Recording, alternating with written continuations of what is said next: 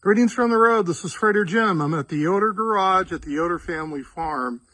This is unique, and I wanted to do a video because I've been hauling since 2006, and specifically since 2008, I've been hauling Model Ts, and I consider the Model T family my family. I like hauling Model Ts more than anything. Next to that, Model A's. I'm here with William Dean Yoder, who is the Dean of Cool in the Model T family. He's the man. He's the guy to go to. He's the professor. So here's what's unusual about this transport. August 27th, I dropped this off. That's about a month ago. And I dropped it off because the owner had inherited it from his uncle in Las Vegas. I picked it up, and he was of the understanding it just needed a carburetor. So he had picked one up, and he thought that's all he had to do. And he has rudimentary elementary skills. But as I know, that's not the case with Model Ts. So I suggested we take it a little bit further to Dean Yoder, and Dean agreed to work on this.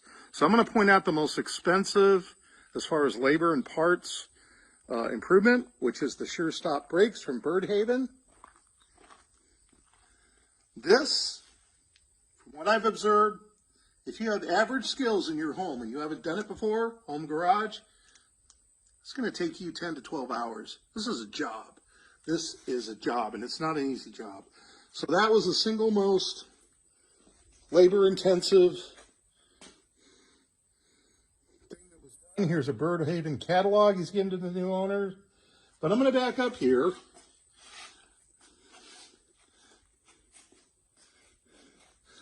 So this is a 27 Roadster. The paperwork says it's 26, but it's 27.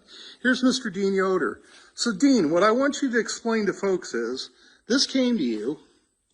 You and Ben, within a day or two, you were out there across the way.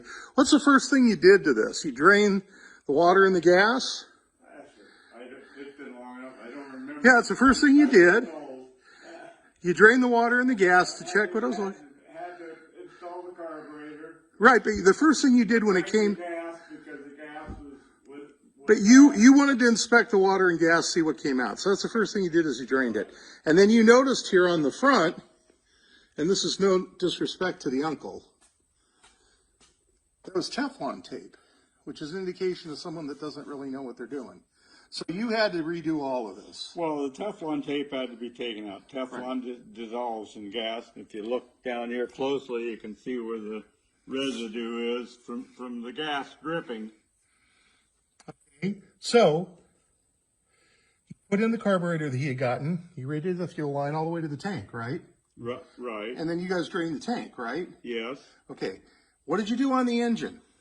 On the engine, I took the inspection cover off and adjusted the rods. All rods, bottom end looks beautiful, new Babbitt, but it had been enough miles that the rods needed to have a shim taken out. Problem is, it had the old style laminated shims that you can't peel, so I replaced the shims with peelable ones that are held together with glue. Okay. Got the rods adjusted so it doesn't rattle so much anymore, and well, from there was other little things. After one of my test drives, I noticed the reason the water pump that was on it wasn't leaking is the shaft was seized solid. So the water pump is in the trunk now. Okay. Took the water pump off. And you put a new fan belt on. Put a different fan belt on because no water pump takes a different size. Right.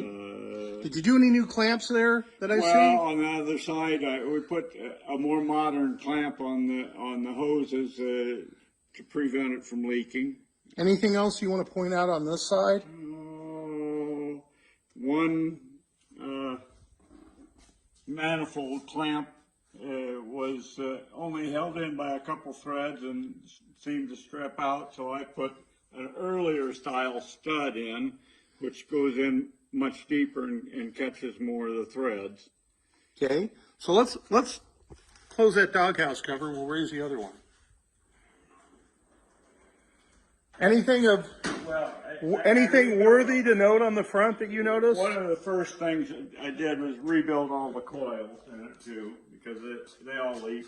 But on the front end, we're looking at the front end. The front end that needs to be replaced. That's a reproduction splice shield, and it's not bolted on like it's supposed to. Right. And So for not just for aesthetics and to make it accurate, it needs a new one to make it usable. One might be usable, but you have to pull a radiator off on a 26/7 to do it right, and I didn't feel like getting that it's got involved. these beautiful lenses on it, purple lenses.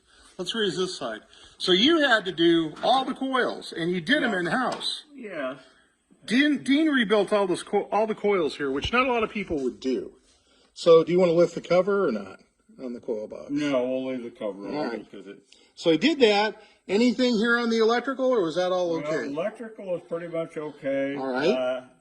Yeah, well, I guess I would say it has undersized cables for the battery and the starter, which means the starter turns over slow. Okay. To make the starter turn over faster, it would have to have original battery cables put in, but I don't happen to have those. So that's something he should probably take care of. Yeah. But he could do that himself. Yeah, it's an easy do. I mean. Okay. Now you 3 5/8 inch nuts and. Which fender here was fitted wrong? Was that the passenger side? Well, no, The right rear was not fitted right, so you had to refit it. It wasn't even hooked up to the running board. It Oh, only geez. has a couple bolts holding it. So All right. We've got bolts holding it and the splice shifter and the running board, which none of those were there. Now inside, with the addition of the replacement pedal that has the extension for the sure stop brakes, do we have to do anything in here? Well, everything had to come out, so it could be put in there. But nothing else got replaced. No, nothing else. Okay. The floor mat got thrown away because it was in too many pieces. Now, in your opinion, the windshield's okay, the interior's fitted pretty good. I didn't look to see if it had safety glass. I should have.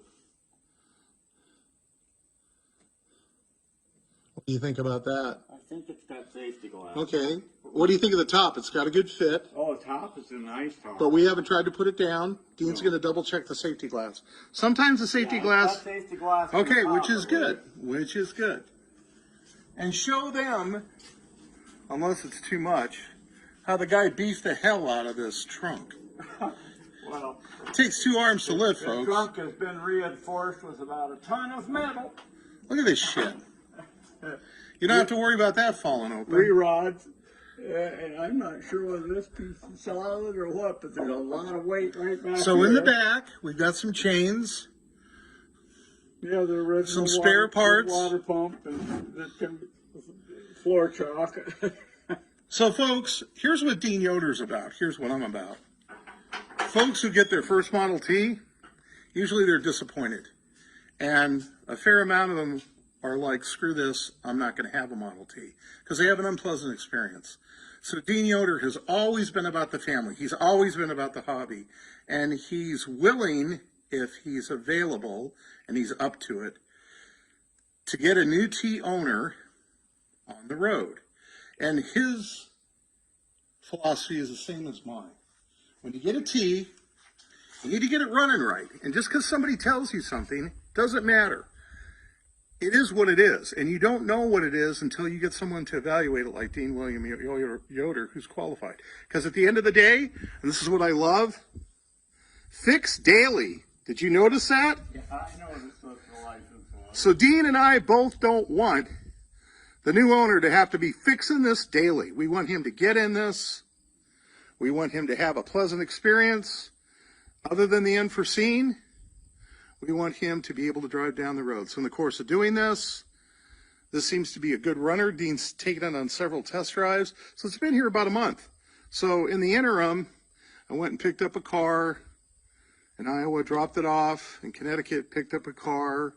In New Hampshire, or Massachusetts, brought it back to Illinois, and I was back here, hung around. So this is the first time I've dropped a vehicle off, had it repaired, brought it to the new owner. Dean's going to give him driving lessons today. But this is unusual. This isn't going to happen with every car I pick up, and Dean Yoder isn't always going to be available. But here's the point. Make your first Model T one that you're going to keep. So if you're going to make a commitment, you're going to buy a Model T, you're going to need to bring it to somebody that's qualified to let you know the condition. And then they're going to need to get it running safely for you on the road. Because the last thing that you and I want to see, Dean, is... Exactly. Not only that, but I didn't even think of that. We want somebody in these cars who's going to pass it along to their next generation. At the end of the day, forget the clubs, forget the organizations, forget the third party. It's a Model T family that we're talking about. It's the family that we both try to take and do good deeds for. And this is a good deed. Dean Yoder didn't have to do this.